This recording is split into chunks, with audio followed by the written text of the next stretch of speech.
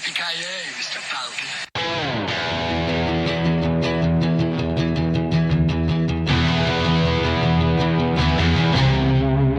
Bonus content. All right, so we're talking today with my good buddy Vinnie because we got some disturbing news, last week? I call it more disappointing than disturbing. Yeah, it's definitely disappointing. From the remake reboot mill of Hollywood, they're dipping back into the Blair Witch pool again. A lot of the headlines said that it was a remake, right? Like I'm looking at it right now, E! News, for what it's worth, is calling it a Blair Witch Project remake. Wonderful. But in the story, they only say that it's Lionsgate and Blumhouse are officially developing and producing a new Blair Witch Project movie 25 years after the original horror movie hit theaters. That's it. Like, they didn't say... Like it's clickbaity, saying it's a remake, I think. I mean, what else would you do with it, to be honest? I mean, it's not like you're going to get Heather, Josh, and whatever, was it Mike was the third guy back, you know? And I think the last one, the 2016 one, was actually like a direct continuation. Like there was somebody who was looking for, I don't know if it was Heather or Josh. It's Heather's brother. Yeah. Heather's younger brother goes looking for her. Yeah, that's what it is. Yep. So that was a direct sequel. They've done 2 attempted sequels, right? They had that horrible Blair Witch 2 Book of Shadows that shouldn't even be spoken of. And I don't know why they would even think that was supposed to be scary. It was just a bunch of teenagers that go in the woods, drink, do drugs, fall asleep, have sex, and do some things they regret. I mean, that's the college experience. I don't know. It's, you know... And every character in that is such a cliche. Yeah, you got the goth. You have the the goth witchy chick, shy chick, right? Yeah, the Wiccan. Yeah, it was. I don't know why that's taking up headspace. The asshole with the camera. There's always an asshole with a camera, right? Sure. Well, I mean, it has to be quote found footage, right? And that movie just barely it like touched, it hinted at that concept. It didn't even go into it. But that's the root of the problem that we come to, right? They've tried sequels twice, they didn't really work. The Blair Witch Project, the original movie, I don't know that any single part of it was actually that great or innovative, really, but altogether it was something special for the time. Yeah. But ever since, it's been emulated. The found footage has become an entire genre almost unto itself that's dipped into all kinds of different genres, mostly horror. But what is the advantage of digging back into this story in the modern age? Like, what more could possibly be there to... All right, say this is actually a remake. Say they're saying, fuck it, they're starting from scratch, and they're going to remake the Blair Witch Project. That would be my guess. How and why? Like, what is it other than 3 assholes wandering around the woods with their camera phones? Like, I don't. So what made the original so special, I guess, is what we need to look at, right? Yeah, so first of all, I mean, you said the Blair Witch Project was nothing special. I would actually go as far as to call that a masterpiece. Like, I loved the original Blair Witch Project. Yeah, well, as a film with all the pieces together, it is, absolutely. But I just meant, like, the acting alone, it's not that great. You know, the look of it is kind of makes you a little nauseous, but but the whole package, the way it was put together, the way it was sold, and kids don't remember this, but this was like a little before everyone had basic old school internet. Yeah. And there was a serious rumor mill about this thing. They did a great job marketing it before it came out. And there was even a documentary on TV that made you kind of think it could be real. Like, I know, like, everyone was like, nah, it can't be real. It's not real. Yeah. But they kept it under wraps enough that you kind of had to wonder a little bit. You know, you weren't 100% sure. And it just added to it when you went to, especially when you went to, did you see it in the theater? Yeah. Yeah. I honestly don't remember if they invented the found footage genre, but if they didn't, they certainly popularized it. I don't think a whole movie had been done that way before. Yeah. Like, that was the whole gimmick. They found a can of the footage with the film, because they were filming on film, at least tapes, right? So they found it, and someone found it in the woods. I forget the actual it's in the text, I think, right at the beginning. Mm-hmm. And that's the whole, every bit of footage you see in that movie is supposedly what they recorded in sequence. And that, I don't think anyone had ever done that before. At least in the horror genre, you know? Yeah. I mean, I can't think of any other genre they would have done it in, so what found could they footage of this rom-com. Yeah, right. Well, I mean, maybe you could conceivably, like, say in a film about reporters or journalists and war photography or something, they add pieces of what they recorded, right? Mm-hmm. Maybe, but I can't think of anything. I can't think of an example, so it couldn't have been that important. Yeah. But what could they do different in the with today's technology? Like, first, I think they have to get cell phones out of the equation, right? Because there's not necessarily. You can't have GPS. What, no signal? Is that? Yeah, no. I mean, you go anywhere in the woods. I mean, and I'm saying this off of my limited knowledge of I never go in the woods, but you go anywhere in the woods, I can at least suspend my disbelief and believe there's no service. But you have the cameras on hand, at least, you know. Yeah, they're in the Northeast, so it's a little harder to believe. But there are definitely parts of Pennsylvania, New York State, even in like the Pines in Jersey, where you're not going to get cell signal still. So that holds. It's okay, fine. But plus, there's supposed to be like a supernatural element involved, you know. And there was something in the 2016 movie that I did kind of like, and it kind of creeped me out a little bit, was the way that they fucked with time in that one. I don't know if you remember it, but it was like morning never came. Like all of a sudden one night, the sun just didn't come up.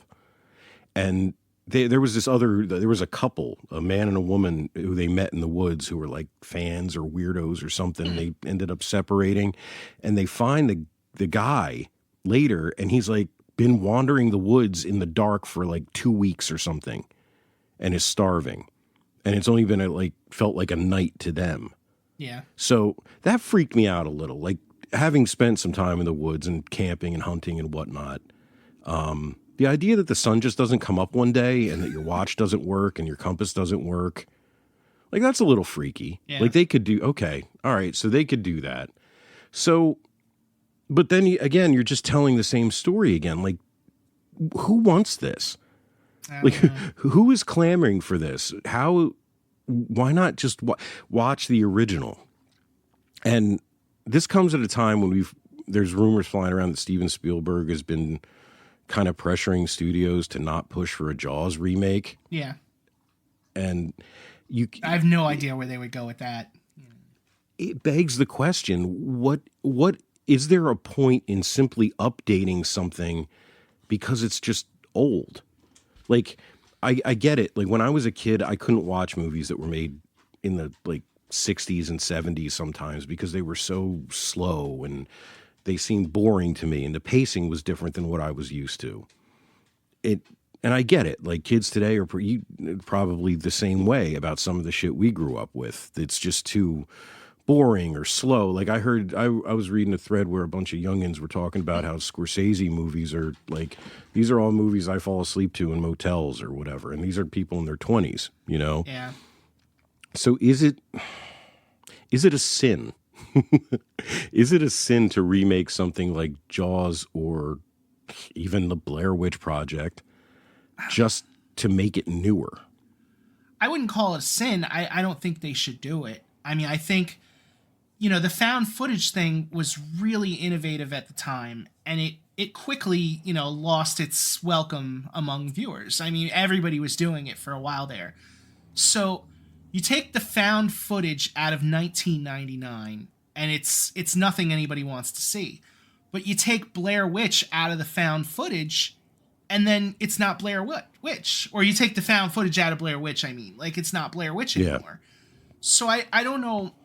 I think if you were going to ask somebody to make a found footage horror movie, there's nothing more perfect than the Blair Witch Project. It's very cerebral. It's very psychological. It kind of slow burns into madness.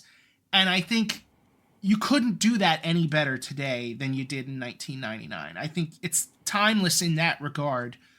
I don't know what you could artistically do any better with it. And I don't know that you could make. Sometimes it's not about art. Sometimes it's just about making money. I don't know that you can make another $100 million off it. I think the original cost them something like, I think it cost Lionsgate something like $4 million to buy it. I could be wrong about the numbers here. And they made hundreds of millions of dollars. And of course, it cost even less to produce, to actually make it. It was like $30,000, I think, to make the thing, and it was mostly film. And that was the other. It's very relatable too. It's just three fairly regular people heading into the woods trying to make a movie. Yeah. And a lot of people, more people, I think today, can relate to that than when this came out, because it's so much easier to do that now. Like we just said, all you really need is a decent camera and enough memory cards and time. Back then, like they talk about renting the cameras in that movie. Like it's intense. But okay, so say they don't use the found footage, or they just have like a nod to it. So then you've got Blair Witch 2, the studio polished sequel, which. The Blair Witch 1 was so punk rock. You've got these indie filmmakers going out into the woods. They didn't even have, they had an outline, but they didn't have a script. Like half the time, the people would just wake up and there would be a note in their thermos that says, all right, when nobody's looking, get away. Right. That is so groundbreaking. It's so ground. They call that guerrilla filmmaking. Guerrilla filmmaking is a great word for that. And to just remake something like that, and the fact that they weren't actors played into it.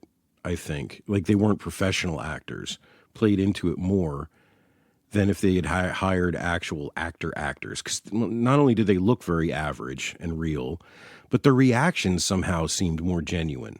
Especially when they're like screaming in the middle of the night and like just running around the woods. Like everyone makes fun of the scene when Heather's crying in the camera. She's got the booger in her nose, or it wasn't a booger. It was more like a snot, like a teardrop or something, crying. Because it's on the end of her nose. But and then they made fun of it in Scary Movie, but it became kind of iconic because that framing was so good, and the fact that it looks like it was shot on Super 8 footage almost, or whatever they were using, it only helps because everything looks better. It looks more real because you can't see.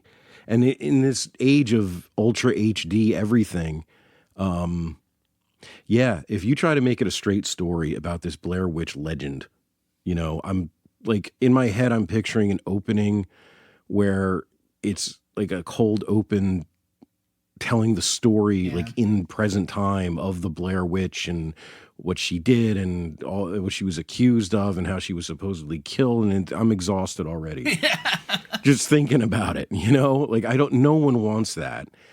So like, it's the same thing if they tried to remake Jaws. You cannot. It's a little different with Jaws. I wouldn't do it. But Jaws is a little different because Jaws was a polished studio film from a polished studio. He wasn't Steven Spielberg 2024. But, you're talking about like a big budget studio movie. I don't know what it cost them to make it, but it was a polished studio film versus this, which was definitely like, imagine if Taylor Swift decided to remake Dark Side of the Moon or something. Like you're talking about something so drastically different from such a different time. So that brings up something interesting. I like that. Okay, so it's been in music. It's very, very, very common for artists to cover what you would consider classic songs. Their interpretation of it. It's some of them become bigger hits than the originals. Lots of times, film doesn't necessarily work that way. Right. And why? Is it the strength of the story? Is it like maybe it's just too many variables in making a film. Whereas a song can be just a person in an acoustic guitar figuring out a different way to sing that song. You got to have a lot of people on board to get a vision together for a movie. And even more, it's even more difficult when there's already something out there that's not only good, but beloved and award-winning and like kind of landmarky, like Jaws and Blair Witch, in their respective genres. I just think they're setting themselves up for failure. Man, I can't imagine who would get excited about going to see this in the theater. If it's really just about money, there are ways to make money off of an old IP without making another film. Like Blair Witch, they made a VR game like 3-4 years ago, and that was fucking terrifying. You know, really, I didn't know. Basically any horror project whatsoever in VR. I don't know if you've ever done horror in VR, but no, I've just shot stuff. I've never done horror, but I can imagine. I mean, the sound alone. Yeah, it's crazy. Like, you know, those like little jump scares that you roll your eyes at in movies, like they will make you shit your pants when it's like, you know, in a VR head goggles. I can't even remember what it was, but I was in Blair Witch. And something very quietly behind me was just like, over here. Nope. I just took the whole thing off my head. Like, I'd love to play a Predator game. That would be turn around. Yeah. That would be awesome. It'd be terrifying. So yeah, there's ways to do it. You can make money. I mean, not every great movie needed a remake or a sequel. Like, you know, there is no such thing as Sunset Boulevard 2. Some things are just allowed to exist out in the world as good movies that we acknowledge shouldn't really be continued. Right. And then again, every once in a while you get something like Top Gun. I just watched the sequel, so it's on my mind. Sure. I know we're not talking high cinema here or art, but you know, it's still fun. They made a really fun sequel a whole lot of years later. That's pretty remarkable. I guess, bro. You know, I've told you on a number of times that Tom Cruise as an action star really annoys me. I know. The guy is like 5'1", 5'2", something like that. He's like 65 years old at this point. And he can act. I've seen Rain Man. I've seen Jerry Maguire do that. Don't like. He tried. Yeah. He did it for years and years, and they wouldn't give him a goddamn Oscar. Is that the okay? You made like 3 movies, like, you know. Oh man, I mean, come on. How many Oscar bait movies did he make? Far and Away, fucking, like you said, Jerry Maguire, Born on the 4th of July. Yeah.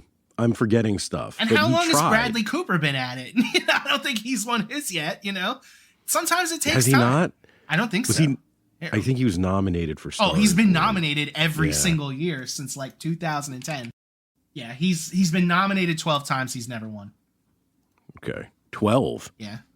Jesus Christ, really? Yeah, I mean, like, sometimes it takes a while, you know? That's a lot. But if you're serious about the craft, you know, you put in your time and you get it.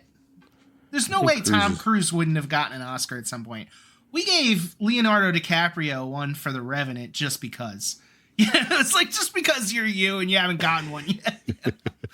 Oh, speaking of new movies that are potentially coming out that are really upsetting, I just read that Scorsese wants to make a Frank Sinatra biopic with DiCaprio. Yeah. I don't want this. I don't want this. And Scorsese's also trying to make a movie about Jesus that's probably going to be 8 hours long. Again, nobody wants this. Look. At least it would be a departure from his usual stuff. Yeah, I guess. Look, here's the thing about remakes and reboots. There is a whole lot of movies out there, a whole lot of IP that they weren't done quite right the first time around, but they had good ideas. You know, you could make a really long list if you had the time. Yeah.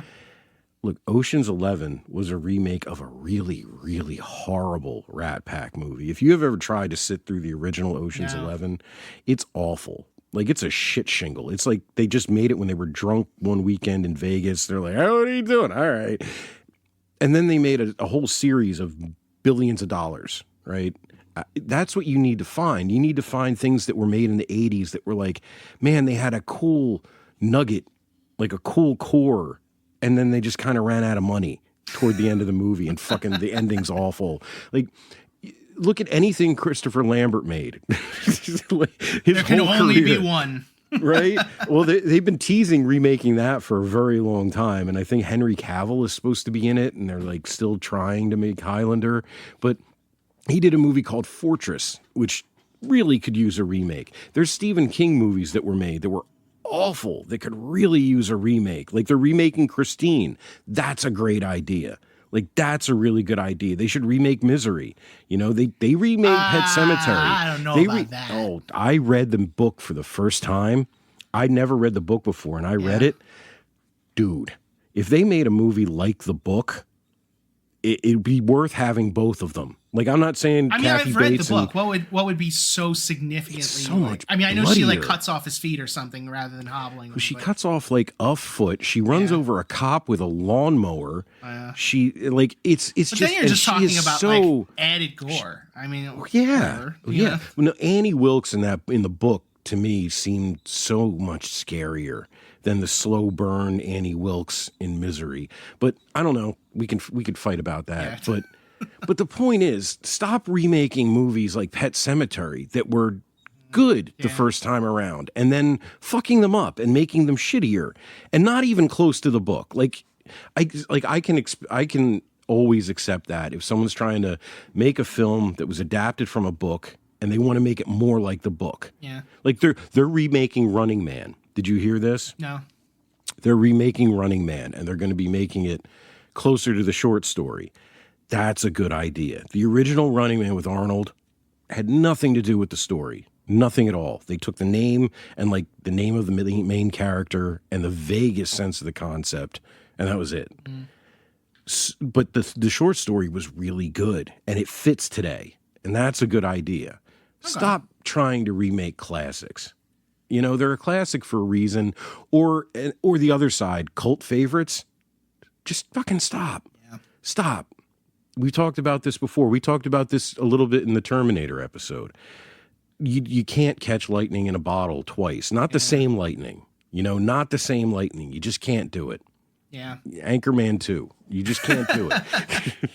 And I mean, we haven't even talked about what we'll call the 800-pound gorilla in this discussion, is that Blumhouse, who are doing this, didn't exactly do a fantastic job with Halloween either. No, I mean, everyone, all the entertainment media outlets write like they did, but come on, man. The first one was okay. The first one was okay. I'll give them I that. liked the first one. I enjoyed it. I was like, I would have been happy if they'd never touched it again. Like, making that one was really cool. I'm like, that's a nice final chapter, you know? But the other two were dog shit. So, I mean, I'll wait to reserve final judgment till I see the trailer for this Blair Witch movie. Like, if they have a look to it and it looks like it might legit be kind of scary, I'll see it.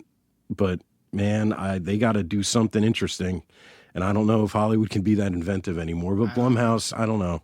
They're in the spotlight now. You know, they're making all kinds of shit. They better step up. I don't know. One of my favorite things about the original Blair Witch Project is that there's nothing in the movie one way or another to tell you whether or not what they're going through is supernatural. Like, it could just be a redneck in the woods for all you know. It absolutely could. Whereas the other two are objectively supernatural. Like, even the third one, you know, you don't see a lot, but you do see the creature at the end of the movie. I think it's like in the reflection of her camera or something. The 2016 one? Yeah. Yeah, you do. You see it walk into the room. Yeah. Actually, behind that was a little creepy. Like, I don't hate that one. I don't hate the 2016 one. It's not. It had moments that were a little upsetting. It doesn't do a lot to justify its existence either.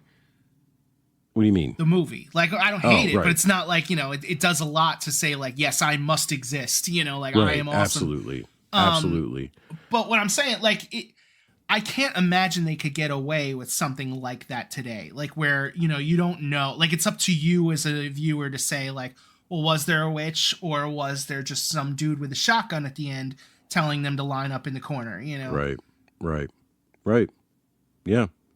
And I think that's scarier in a lot of ways, you know? It's always scarier what you don't see. And I think filmmakers have a few too many easily accessible tools these days. And it takes a lot of restraint. And the people who want to make money off movies, I bet you they really don't like it when you don't see the monster. You know, like I get the feeling that's kind of how it usually goes. I mean, look what happened with that fucking Wolfman movie with Benicio del Toro. I didn't see it. Don't see it. But they got Rick Baker to do the makeup. His werewolf design was amazing. He was all ready to do transformation scenes with practical effects. And the studio was just like, no, we want everything to be really brightly lit and we want to see everything, so make it all CG. And that on top of a really lame script, it tanked. It sucked. And it's just because, you know why? You see the Wolfman in the first fucking scene. In the cold open. It's so lame. Maybe I can make this appeal. It's cheaper when you don't have to make a suit or a visual effect or something. Like when you don't see the monster, it's because you didn't make a monster. And it's so much cheaper to not make a monster than to make a monster. And so much easier than to make a monster that looks real. And especially now with everything, the whole catalog of movies behind you to look at, you got to make things better looking than The Thing and An American Werewolf in London. And that's why that movie works so well. You barely see the monster, and when you do, you only see like short scenes because it was the front end of an animatronic thing on like a cart with a dude behind it. I don't know. I vaguely remember in An American Werewolf in London, we watched like a 5-minute sequence of this dude just in horrible pain turning into a werewolf. The transformation scene was fucking baller, but they had to cut holes in the floor and shit and put the dude in there and like fucking pulsing bags of weirdness on his body. Like, but again, if you look how they edit that, if you take that scene and look how they edit it, you only see little pieces at a time, and the editing puts it together, and you get just enough. You get just enough. Well, that's about all I got to say about Blair Witch, unless you have something. Oh, I mean, I could talk about Blair Witch all day, but I think we've made our point that, you know, there doesn't seem to be any reason to pull this out of their sack of toys to play with in 2024. And you just ruin the legacy of something. Like when I think about Blair Witch now, I think about all of the extra stuff that they've thrown on top of it, the 2 sequels. And, you know, for a movie that was objectively a masterpiece, that whether you like it or not, either created or popularized an entire genre, I mean, leave it alone. Leave it alone. Yep. And it goes back to my theory. If no one's been able to make a good sequel, you cannot make a good remake. Period. It just can't be done. All right, we'll wait for the trailer, but very suspiciously. All right, thanks, Vinnie. Really appreciate it, man. Anytime.